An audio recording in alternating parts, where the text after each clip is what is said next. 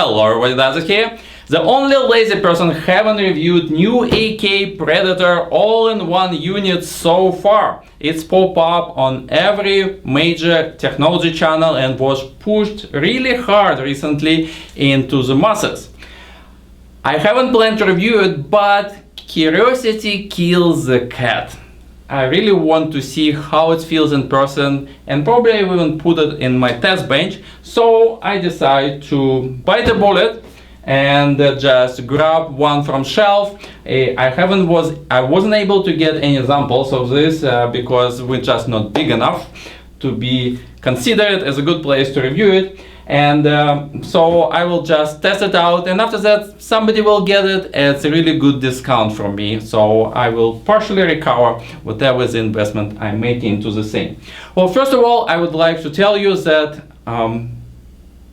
basically I'm for custom computer modding, so it's hard to me to get excited about all-in-one unit. I'm just curious about how certain technology decisions was made and I'd like to give you my spin. But if you're looking for really hard push and for strong recommendation of get this thing, you want to get it from me. Why? Because generally speaking, I'm not for all-in-one unit. I'm just person who leaning towards custom solution, doesn't matter what. So guys, if you're looking for strong enforcement, if you wish to watch if you need to get it or not, or maybe you want to watch some other channels like Linus did a spin and Hardware Connector did a spin, and they will make sure you grab it from the shelf right away. I'm more about logic of making it, how engineering decision was made, and is it make sense or not, and things like this, just because I like to break things and look how they look inside. That's the reason I make this video. So let's open the box and check it out. I'm watching so much Barnaculas recently that every time I see the box, I really want to pull out knife and do the same thing he does, but well, I think it should belong only to this guy, so we're not going to do that. Alrighty, let's pull out the system. I never saw it in person, so I do it in front of you. And it's pretty decent manual. One thing that I respect EK always, they always give a real manual for all their computer kits, for their blogs, and a lot of pictures and step-by-step instructions. Not many company does it, so for that EK should be given real props. Alrighty, so we have basically plastic molded box that holds the system, and some cables and screws, and that's the actual system itself, how you get it. And smells like new car in a way, probably because of the empty tube. Alrighty, so what do we have? Let me look. Well, as I see it, by the fin density, we have this one of this new radiator series that used in this system. I think probably it's look like it's SE, the one, the thinner one, and of course EK Wardars. Not sure what the speed is. It says anything? No. Oh yeah, it is. It is a model 2200 RPM, so F4. The empty tube with a quick disconnect. Somebody told on the internet it's super expensive thing, and I don't know. From modding perspective, it looks like crap, but possibly it's very good product, so I wouldn't argue about that part.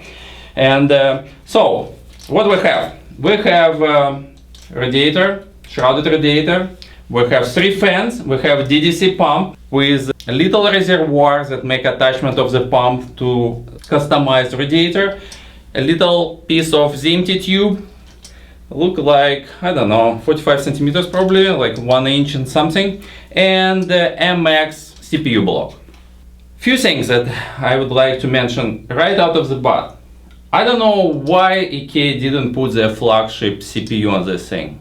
Probably they tried to minimize cost, but I think supremacy, like real supremacy, wouldn't be that much more expensive, and maybe they just want to have something different. But if they try to say, hey, we give you system that has all the best components together, why not to put the flagship CPU block on it? So that's a little bit puzzling, but that's on AK about how they decide to do so. Alright, so a lot of people asking the same question, why AK decide to do it and why AK decide to jump on all-in-one market? For me, answer is actually very clear. I understand it very well because I'm also in this business. The thing is, it's only few guys like me and you. We're a small crowd, we do beautiful computers and we water cool them, overclock and do all this kind of stuff. Majority of the people around there, they don't give a shit about it. So they just want easy solution, want something slap on their system and pay as little as possible. And they actually want to get to their business, which could be gaming or whatever, right? So building computers is not for everybody.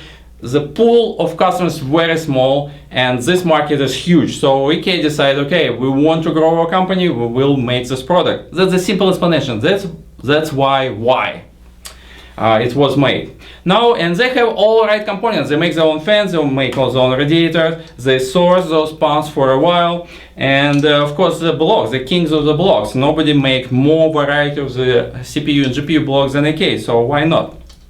Right, so now we have this thing, and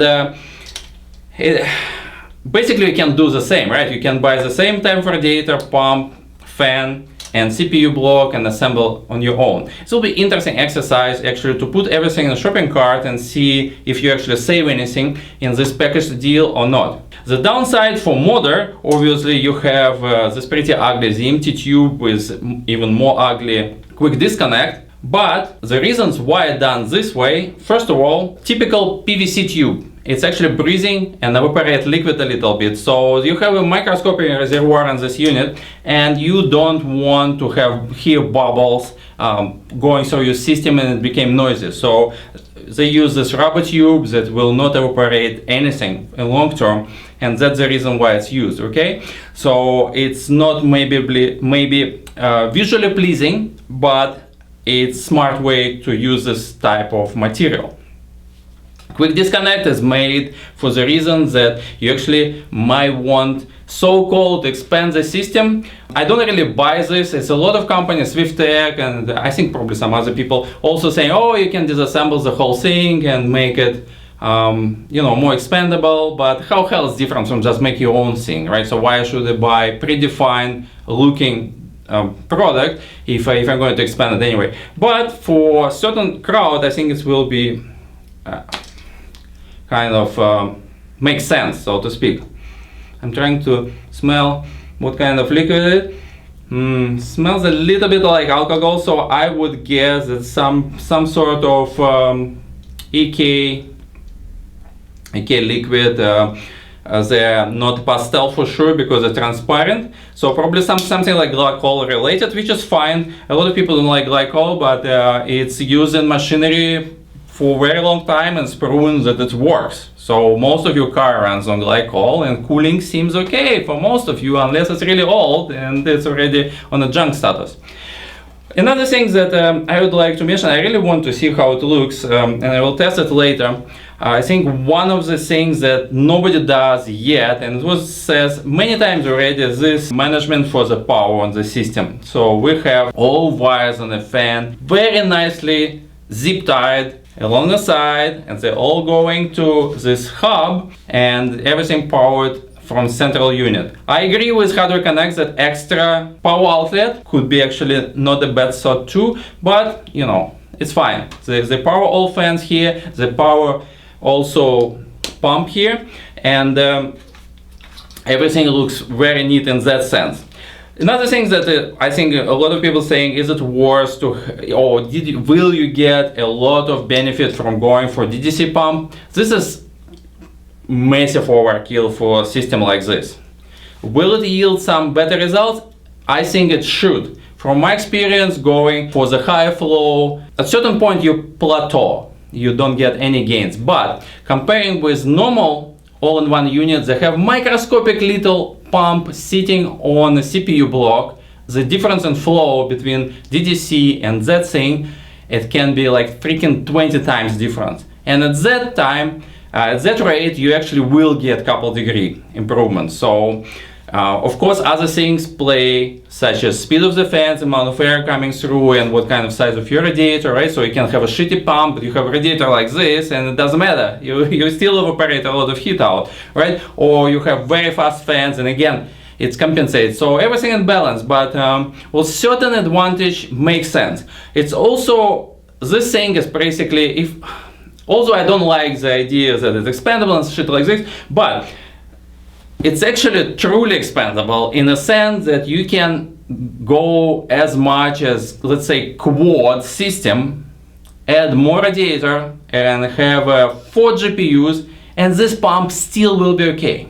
So for extreme, it actually will work. I'm not sure if it makes sense for people who build such system, because people who build really high-end systems, they sometimes want a little bit more custom design, so to speak. But theoretically, if you want to do so, or you duplicate many systems for, I don't know, you have some engineering department or whatever, and you need to build 50 pieces, you don't want to fiddle with custom system. You want something like this, right? So, and this will work. So in this sense, it's absolutely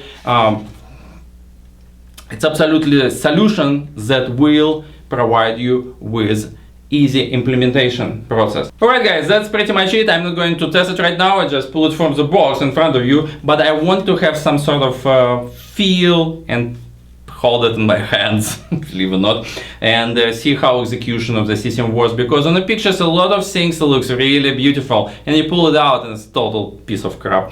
But this one, they did a good job with finishing. All screws black, all cables were neatly done, and of course the work on this end cap reservoir thingy, EK pretty mastered it for many years now. I would love to have maybe heatsink or some sort of on a DDC pump, because it would prolong the life of the pump, but then you will have even bigger space.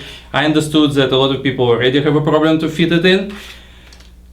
So if you have a heatsink sticking further from the system, it probably will be not easy to put it in most of the cases, right? So, but as it is, it's a very nice engineered unit. Again, not for me for regular use, but I will take advantage of running the store and test one, and after that we'll offer one of you maybe a 50% discount or something. I'm pretty sure it will go for that price. Alright guys, thanks again for watching. Hope you like our channel, and we'll see you soon with other tests and videos. We have a lot of ideas here, and I probably will get a little bit more manpower soon, so we have opportunity to produce more interesting content for you. I see you soon guys.